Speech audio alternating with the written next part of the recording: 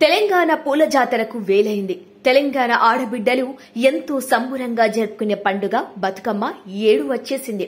ప్రతి ఏటా భాద్రపద అమావాస్య మొదటి అశ్వయుజ శుక్ల అష్టమి 9 రోజులు బతుకమ్మ పండుగ జరుపుకుంటారు.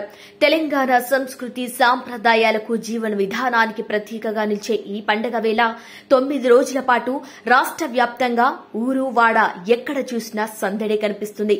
ఈ 9 రోజుల పాటు మహిళలు రోజుకో విధమైన బతుకమ్మను పేర్చి పండుగ సంబరాలు జరుపుకుంటారు. చిన్న పెద్ద వేడుకల్లో పాల్గొంటారు. ముచ్చటగా ముస్తాబై బతుకమ్మలు తయారు చేసి అంతా కలిసి ఆడిపాడుతారు. ఎంగిలి పూల బతుకమ్మతో మొదలై సద్దుల బతుకమ్మతో సంబరాలు ముగుస్తాయి.